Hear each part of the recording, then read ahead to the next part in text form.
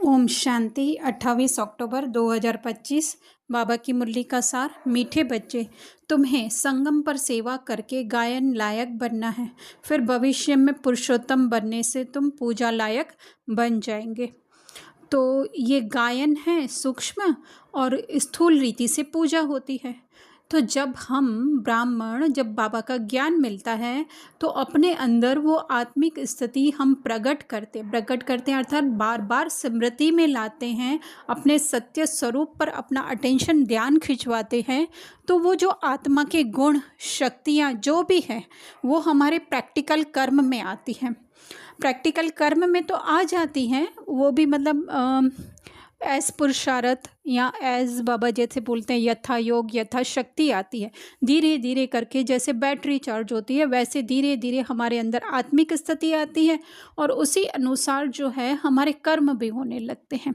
वो भी कभी कम होते हैं कभी ज़्यादा होते हैं। तो इसीलिए गायन जो होता है वो अभी के समय का है, लेकिन पूजा इस देहभान से उत्पन्न हुए शरीर की नहीं होती है। लेकिन जो संपूर्ण रीति स्वयं को आत्मा समझ करके देवी देवताएं सतयुग में एक कॉन्शियसनेस जो है वो प्रैक्टिकल में आती है। क्योंकि सूक्ष्म ज्ञान के बाद हम जन्म और मृत्यु का ऐसे नहीं कह सकते हैं, पर एक जो है प्रैक्टिकल में यहाँ इस तरह से कह सकते हैं कि दिखाई देती है ना। क्योंकि जो सूक्ष्म है वही स्थूल रीति से दिखाई देता है। तो हमारे अंदर की ही वो स्थिति स्थूल शरीर के रूप में इस विश्व ड्रामा के पर्दे पर आती है, तभी वो देवी देवताएं जो है वो पूजा लायक बनते हैं। इन बातों को समझने के लिए जो है हमें थोड़ा सा साइलेंस में जाना पड़ेगा, वरना स्थूल रीति से हम मुरली पढ़ करके सुना दें तो वो सुनने वाले तो बहुत हैं, 10,000 20,000 तक भी हैं। पर एक स्थिति बन जाने के बाद हमें, जैसे बच्चा जो है वो फर्स्ट से सेकंड में ट्रांसफ़र होता है, अगर वो सोचे मुझे फ़र्स्ट का ही बहुत इजी लग रहा है, मैं तो हमेशा फ़र्स्ट में रहूँगा, तो ये तो बचपना हो जाता है। क्योंकि हम स्वयं के बचपन की बात करें तो हम लोग जब सेकंड थर्ड में थे तो हमें लगता था हाँ हाँ ये इतना अच्छा आ गया है। अभी खुशी भी होती थी फोर्थ में जाने की, लेकिन ऐसा होता था फोर्थ में जाने के बाद भी सोचते थे अरे फिर से हम थर्ड का एग्ज़ाम दें। तो इस तरह से अगर किसी को करना है तो वो भी कर सकते हैं, अगर किसी को अपनी उन्नति करनी है तो इस तरह से सूक्ष्म ज्ञान भी ले सकते हैं। और सिर्फ सुनने से भी जो है वो एक हद तक सिर्फ हमको कोई जो है वो हमारी गुजराती में बोलते हैं आंगड़ी चींदी, तो मतलब वो सिर्फ हमको रास्ता बता रहा है, लेकिन उस रास्ते पर चलना जो है वो हम में ही है।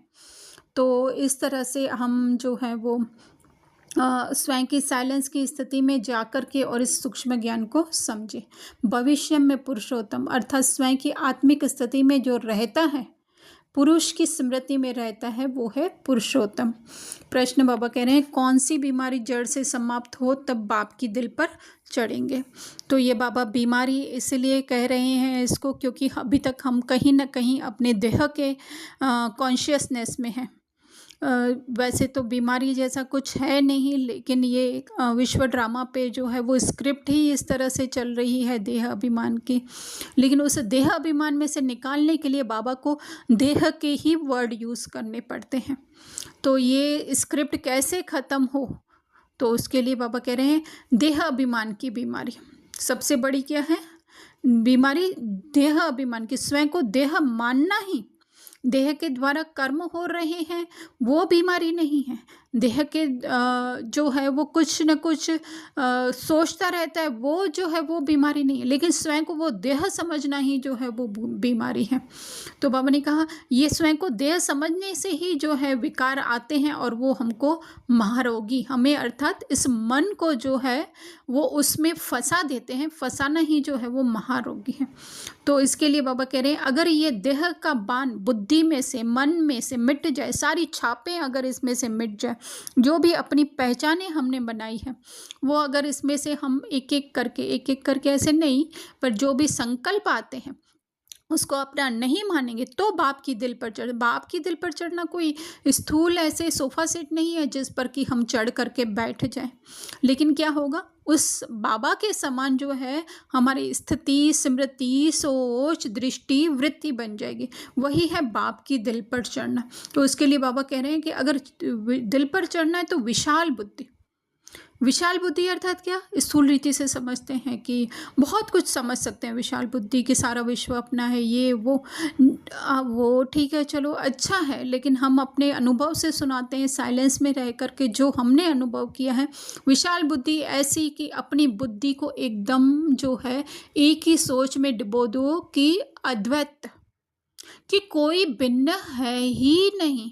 न मैं हूँ, न सामने वाला है, न ए है, न बी है, न सी है, न डी है, न रीना है ना। पर सब क्या है, एक ही है।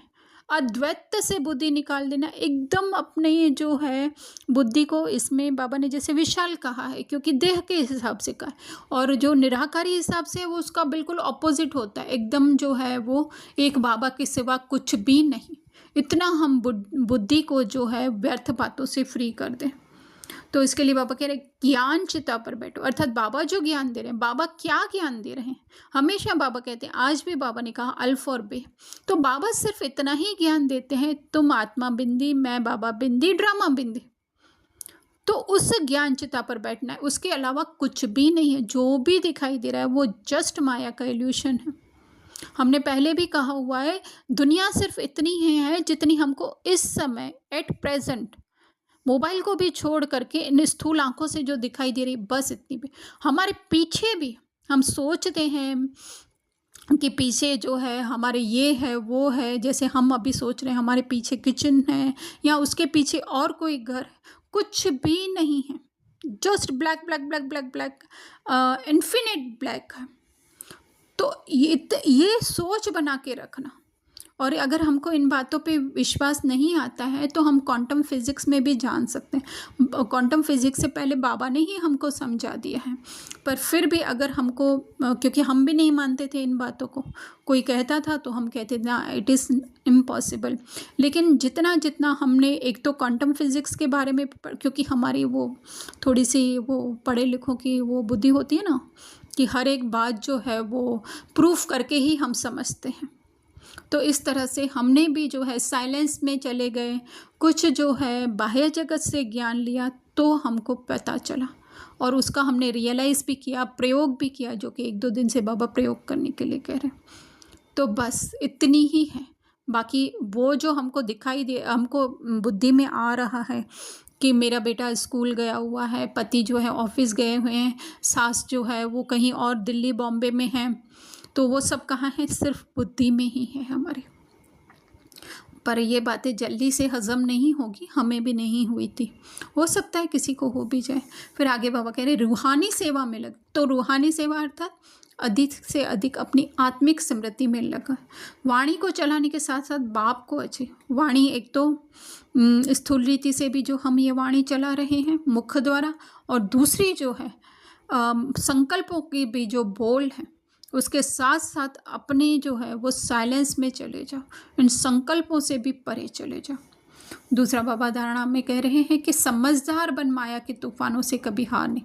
क्योंकि समझदार होगा उसको, जैसे पहले भी ऊपर भी हमने आपको बताया कि ये माया जो है हमें दिखाई दे रही है ना, तो दिखाई दे रही है कि ये है वो है, फ़ोटोज़ में हमें दिखाई दे रहा है, ये सब जो है वो जस्ट वेव्स के रूप में है और कुछ नहीं है। तो इसको अच्छी रीति से समझने, और समझने के बाद भी जो है माया बहुत पकड़ लेती है हमें, बार बार उस माया के साथ हम अटैच हो जाते हैं। जैसे आगे मुरली में भी बाबा ने कहा कि माया थप्पड़ लगा देती है, मुंह फेर देती है, या जो भी कहा, 4-5 बातें जो है माया के बारे में कही। एक तो थप्पड़ की तो कही बाबा ने, अर्थात कि पता है, ज्ञान के आधार से हम समझदार बन गए हैं, लेकिन फिर भी कहीं ना कहीं इस दिखने वाली दुनिया के साथ जो है हम चिपक जाते हैं। तो वही है माया के तूफान, बहुत रियल दिखाएगी। अरे देखो, यही तो है, यही तो सत्य है, ये दिखने वाले एरोप्लेन्स, ये दिखने वाली बिल्डिंगें, है ना, ये सब कुछ सत्य है। अरे ये यहाँ पे रहता है फ्लैट में, हम इसको आप एक एग्जाम्पल के द्वारा बताते हैं। हमें लगता है ना कि ये इतने सारे फ्लैट बने हुए हैं, ये 5th फ्लोर पे जो है हमारा कोई रिलेटिव जो है इस फ्लैट में रहता है ना, हमें ऐसा लगता है। पर हम थोड़ा-सा इसको जो है वो बाबा हमेशा कहते हैं कि स्थूल जो नाटक आते हैं ना, उसके हिसाब से कंपेयर करके देखो। तो जब भी हम तारक मेहता देखते हैं, तो उसमें इतनी बड़ी सोसाइटी हमें दिखाई देती है ना? तो सोसाइटी में हमें लगता है कि ये बीड़े का घर है, ये पोपटलाल का घर है, बबीता का घर है, ये कौन है, जेठालाल का घर है ना? तो वो जस्ट उसकी बालकनी दिखाते हैं, बाहर का पोज़ होता है, और जो अंदर उनके घर की शूटिंग की हुई है, वो पता नहीं कहाँ पे की हुई है, हमें नहीं पता है वो, है ना? तो इसी आधार से हम समझ सकते हैं क्यों बनाए हैं ये स्थूल नाटक बाबा ने। ये हमारी ही बुद्धि का ताला खोलने के लिए, क्योंकि इन बातों को वैसे हम ना समझ सकें, लेकिन जो है उस ज्ञान को किसी भी तरीके से हमारे अंदर जो क्लियर करने के लिए बाबा ने ये स्थूल नाटक बनाए। तो ये बात तो आपको पता है ना, जो बाहर की सोसाइटी दिखाई दे रही है वो जस्ट जो है बाहर का सेट है, बाकी हर एक का जो अंदर का घर दिखाया हुआ है वो सबके अलग अलग है, कहाँ कहाँ है वो हमें कुछ भी नहीं पता। तो ये सब माया है, दिखाई देगी कि अरे भाई जेठालाल बाहर बालकनी में खड़ा है, उधर बीड़े बालकनी में खड़ा है, तो मतलब वो अपने घर से नहीं, उनका घर तो कहीं और, मतलब उनका रियल घर नहीं, वो उस शूटिंग में तारक मेहता की सीरियल में भी जो है वो कहीं पे और उनका घर होता है। तो बाबा कहते हैं आंखें धोखा देती है, अर्थात स्थूल आंखें तो है ही, वो स्थूल आंखें भी जो है वो मेन तो मन के साथ ही जुड़ी हुई हैं। अगर मन चंचल है तो आंखें ज़रूर धोखा देंगी। तो हमें किसको पकड़ना है? पकड़ना मतलब कि किसको देखना है, क्योंकि पकड़ना किसी को भी नहीं है हमें। पकड़ना अर्थात उसका कुछ हम लोगों को, उसको हम राय सलाह दें या उसको कुछ समझाएं, वो तो चलो कर सकते हैं ज्ञान के हिसाब से, लेकिन जस्ट उसको देखना ही जो है वो हमारे लिए, मतलब मन के लिए काफ़ी होगा। और उससे डिटैचमेंट देखते हुए, ये मैं नहीं, मेरा सत्य ये नहीं, है ना? तो कोई भी विकारी बातें इन कानों से नहीं सुननी है, अर्थात उसको सच नहीं मानना है। विकार की बातें कोई सुना रहा है, रोल के अंदर जो है हमारा पार्ट है सुनने का, लेकिन उसको सच नहीं मानना है, वही नहीं सुनना। फिर दूसरा, बाबा प्रश्न पूछने के लिए अपने मन से ही हमें कह रहे हैं कि कितनों को आप समान बनाते हैं। अभी बनाते मतलब उनको पकड़ पकड़ के हम कह नहीं सकते हैं कि भाई तुम लोग रोज़ मुरली क्लास में आओ, तुम लोग अमृत वेले उठो, है ना? तो अगर वो कर सकते हो तो अच्छी बात है, नहीं तो कम से कम उसको उसकी सत्यता में तो देखो। तो वही क्या है, आप समान, वही जो है वो सेवा है। कि जैसे हम निराकारी आत्मा हर बात से अछूती है, ये तो मन जो एक्टिविटी है वो घूम रहा है, सबका मन एक्टिविटी के रूप में, ऐसे है आप समान बना। मास्टर पतित पावनी बन, सबको पावन राज राजेश्वर बनाने की सेवा करनी, कि हर एक को उससे कि ये जो कर रहा है वो ये नहीं है, उसके पीछे की उसकी सत्यता को देखना कि वो उसका ओरिजिनल आत्मा तो सदैव जो है वो राज्य है, हमारे में कोई अवगुण तो नहीं है। अर्थात जो भी ये इस रोल को अवगुण मिले हुए हैं उसको कहीं हम अपना तो नहीं कह रहे हैं। देवी गुण का धारण कहाँ तक किए, कहाँ तक अपने को जो है आत्मा समझ करके जो है हम कर्म में व्यवहार में आते हैं। वरदान में बाबा कह रहे हैं हर संकल्प व कर्म को श्रेष्ठ और सफल बनाने वाले ज्ञान स्वरूप समझदार भव। तो संकल्प और कर्म कैसे श्रेष्ठ बनेंगे हमारे, कि जितना जितना हमारे संकल्प ज्ञान युक्त होंगे, अर्थात ज्ञान क्या है कि तुम आत्मा हो, तो जितना जितना आत्मिक स्मृति में हमारे संकल्प चलते हैं, उस सत्यता में स्थित रह करके हमारे संकल्प चलते हैं, तो वो जो हैं सफल होते हैं, श्रेष्ठ होते हैं।